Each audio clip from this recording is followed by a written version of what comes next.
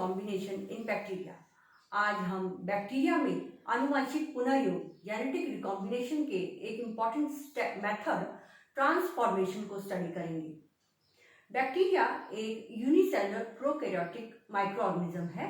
इसमें single circular double stranded DNA पाया जाता है और डीएनए की एक ही कॉपी पाई जाती है, इसीलिए बैक्टीरिया एक हैप्लॉइड ऑर्गेनिज्म है।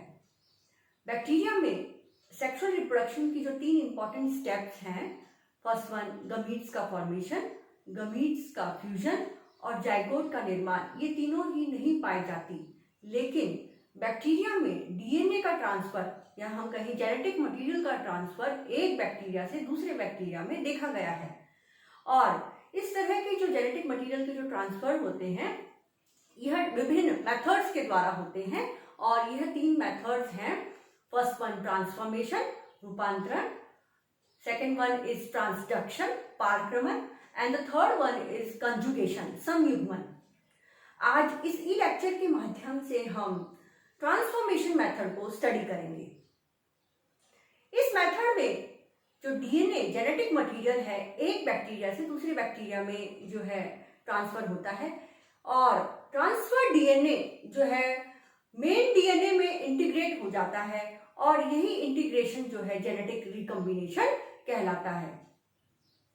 आज हम जेनेटिक रिकॉम्बिनेशन के एक इंपॉर्टेंट मेथड ट्रांसफॉर्मेशन को स्टडी करेंगे। ट्रांसफॉर्मेशन की जो डिस्कवरी है, इसे डिस्कवर किया था फैराडे ग्रिफिथ ने इन 1928। फैराडे ग्रिफिथ एक ब्रिटिश बैक्टीरियोलॉजिस्ट थे और यह डिप्लोकोकस निमोनिया बैक्टीरिया पर स्टडी कर रहे थे। डिप्लोकोकस निमोनिया बैक्टीरिया जो है यह मैमल्स में निमोनिया डिजीज कॉज करता है। ग्रिफिथ इस डिप्लोकोकस निमोनिया बैक्टीरिया की 2 स्ट्रेन को स्टडी कर रहे थे। First one is S strain, smooth, S means smooth, and the second one is R strain, R means rough। यह जो स्मूथ स्ट्रेन है, इस बैक्टीरिया में एक ग्लाइकोप्रोटीन कैप्सूल पाया जाता है और यह जो ग्लाइकोप्रोटीन कैप्सूल है इस बैक्टीरिया को की सरफेस को स्मूथनेस प्रोवाइड करता है। इसी कैप्सूल के कारण जो यह बैक्टीरिया की सरफेस होती है यह स्मूथ होती है, चिकनी होती है, इसीलिए इस स्ट्रेन को स्मूथ नाम दिया गया है। जबकि जो दूसरी स्ट्रेन है यह रफ स्ट्रेन है। इस रफ स्ट्रेन में ग्लाइकोप्रोटीन कैप्सूल की कोटिंग नहीं पाई जाती और कैप्सूल की कोटिंग नहीं पाए जाने के कारण इस आर स्ट्रेन की जो सरफेस है, सतह है, वह खुरदरी है, रफ है।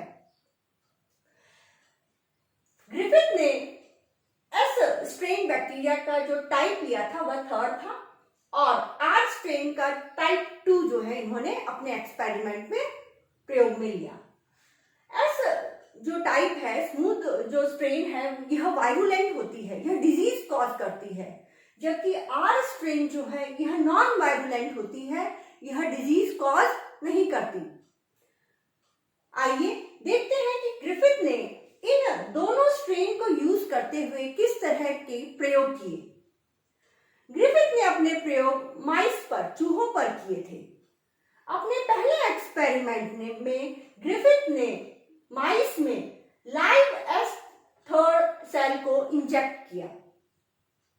एक इंजेक्शन के माध्यम से उन्होंने माइस में यह जो सेल्स हैं यह इंसर्ट किए और यह देखा कि माइस में कुछ ही दिनों में जो है निमोनिया के सिम्टम्स दिखने लग गए और कुछ दिनों बाद माइस की जो है डेथ हो गई, माइस जो है मर गया।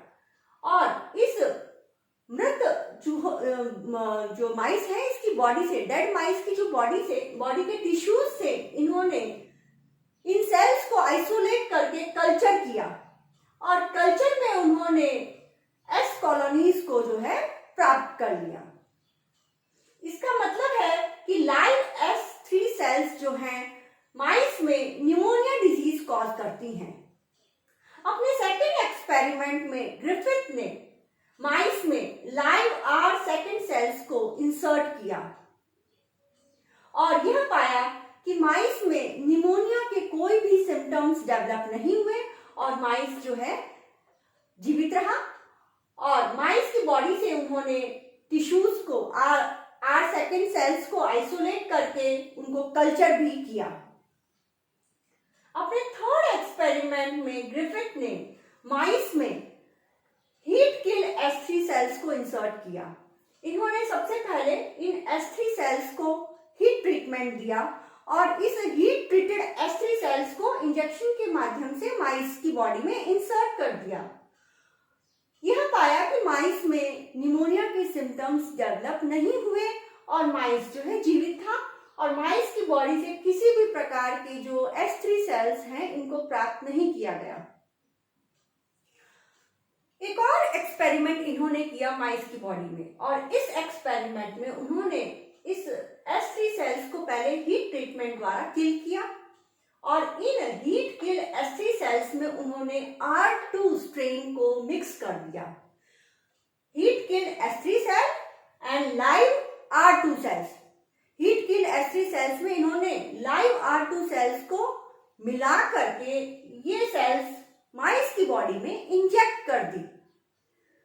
कुछ ही दिनों बाद माइस में निमोनिया के सिम्टम्स डेवलप हुए और माइस की डेथ हो गई और माइस की बॉडी से इन्होंने बैक्टीरिया को आइसोलेट करके जब उन्हें कल्चर किया तो उसमें इन्होंने पाया कि रफ स्ट्रेन के साथ साथ स्मूथ वायरुलेंट स्ट्रेन भी मौजूद है और यह स्मूथ वायरुलेंट स्ट्रेन के कारण ही माइस की डेथ हो गई है।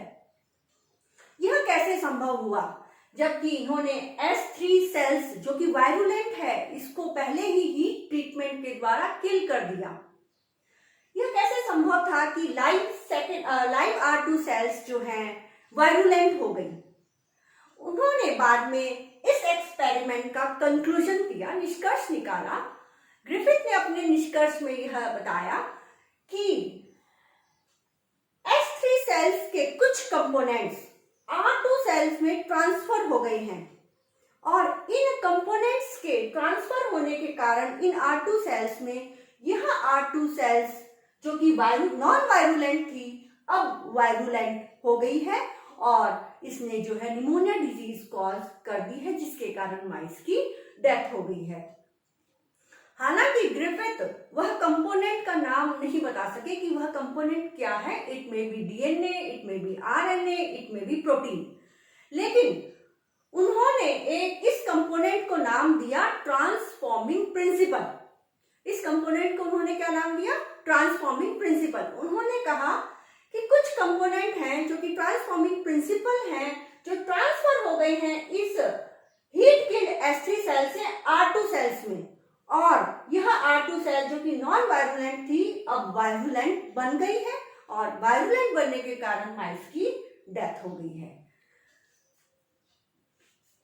तो ग्रिफिथ ने इस एक्सपेरिमेंट के द्वारा यह बताया कि बैक्टीरिया में एक बैक्टीरिया से दूसरे बैक्टीरिया में कुछ कंपोनेंट्स का ट्रांसफर होता है और यह कंपोनेंट्स क्या है इस पर आगे जो है रिसर्च हुई, शोध हुआ और आगे बाद में साइंटिस्ट ने इसको डिस्कवर भी किया।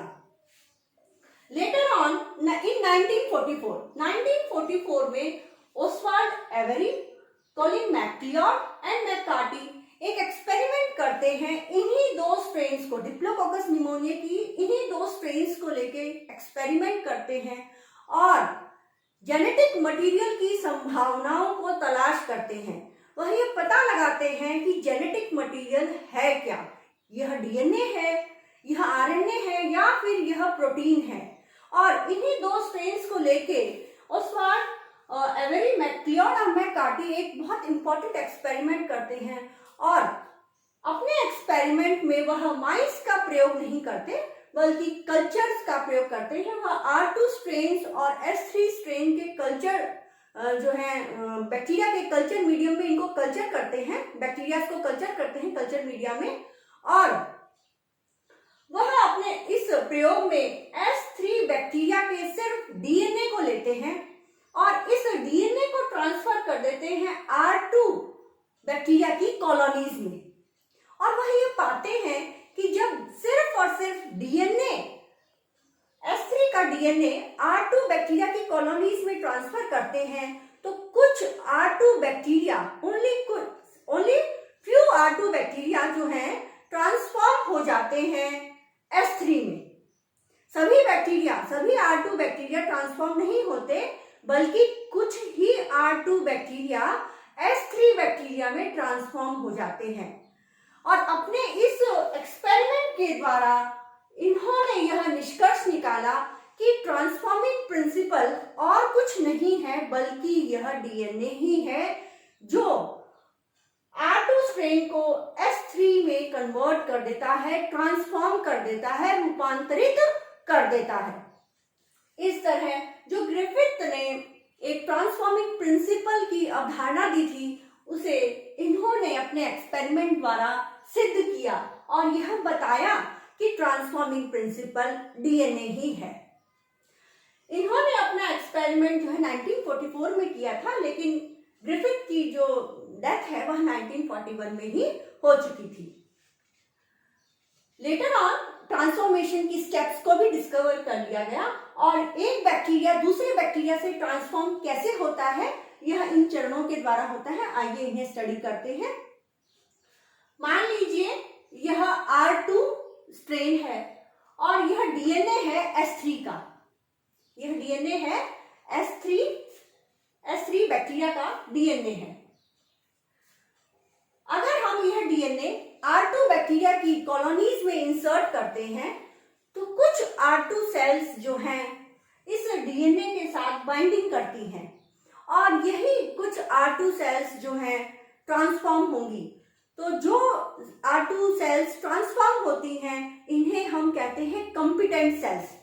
इन्हें खास नाम दिया गया है कॉम्पिटेंट सेल्स। इन कॉम्पिटेंट सेल्स के सेल सरफेस पे रिसेप्टर्स पाए जाते हैं और डीएनए इन रिसेप्टर से बाइंड करता है। यह डबल स्ट्रैंडेड डीएनए रिसेप्टर से बाइंड करता है। यह इसका फर्स्ट स्टेप है। सेकेंड स्टेप है कि ये जो बैक्टीरिया है इसकी सरफेस पे मेम्ब्रेन बाउंड एंडोन्यूक्लियस एंजाइम उपस्थित होते हैं और यह एंडोन्यूक्लियस एंजाइम इस डबल स्ट्रैंडेड डीएनए को छोटे छोटे फ्रेगमेंट्स में बांट देते हैं। यह एक जो डबल स्ट्रैंडेड डीएनए था इसको छोटे छोटे फ्रेगमेंट्स में, टुकड़ों में बांट दिया है इस एंडोन्यूक्लियस एंजाइम ने। थर्ड स्टेप में जो ये छोटे छोटे फ्रेगमेंट्स हैं यह बाइंड करते हैं और इनमें से डबल स्ट्रैंडेड डीएनए जो है यह सिंगल स्ट्रैंडेड डीएनए में बदल जाता है, क्योंकि एक जो स्ट्रैंड है यह डिस्ट्रॉय कर दिया जाता है और यह सिंगल स्ट्रैंडेड डीएनए जो है बैक्टीरिया के द्वारा अपटेक कर लिया जाता है बाय चैनल्स के द्वारा। इन जो चैनल्स हैं इन चैनल्स के द्वारा जो है यह डीएनए जो है इस बैक्टीरिया के द्वारा अपटेक यानी कि ले लिया जाता है, अंदर ले लिया जाता है और अंदर एंटर होने के बाद यह सिंगल स्ट्रैंडेड डीएनए जो मेन बैक्टीरिया का मेन डीएनए है इसमें एक स्पेसिफिक साइट पर इनकॉर्पोरेट हो जाता है और इनकॉर्पोरेट होने के बाद यह अपना जो दूसरा स्ट्रैंड है यह भी सिंथेसाइज कर लेता है। इस तरह हम देखते हैं कि जो S3 सेल का बैक्टीरिया जो कि एक्सटर्नल एनवायरनमेंट में बाहरी वातावरण में उपस्थित था, एक प्रॉपर चैनल के द्वारा यह R2 बैक्टीरिया के मेन डीएनए में इंसर्ट हो गया है और इसे ही हम जेनेटिक रिकॉम्बिनेशन कहते हैं। एक बैक्टीरिया का डीएनए दूसरे बैक्टीरिया के मेन डीएनए में इनकॉर्पोरेट हो गया है, इसे ही हम जेनेटिक रिकॉम्बिनेशन कहते हैं। और जेनेटिक रिकॉम्बिनेशन के इस जो प्रोसेस है इसे हमने नाम दिया है ट्रांसफॉर्मेशन और इस प्रोसेस के द्वारा R2 बैक्टीरिया जो था अब बदल जाता है S3 में। तो एक बैक्टीरिया दूसरे बैक्टीरिया में ट्रांसफॉर्म हो जाता है, इसीलिए इस प्रोसेस को हम ट्रांसफॉर्मेशन रूपांतरण कहते हैं। जो यह R2 बैक्टीरिया था अब यह बन गया है S3 बैक्टीरियल सेल यानी कि ट्रांसफॉर्म्ड सेल। इस तरह आज हमने जो है बैक्टीरिया में ट्रांसफॉर्मेशन को स्टडी किया। हमने ये जो ट्रांसफॉर्मेशन प्रोसेस है जिसमें बैक्टीरिया जो है एक बैक्टीरिया का डीएनए दूसरे बैक्टीरिया में ट्रांसफॉर्म होता है, इस तरह के जीन ट्रांसफर को हम हॉरिजॉन्टल जीन ट्रांसफर कहते हैं, HGT हॉरिजॉन्टल जीन ट्रांसफर।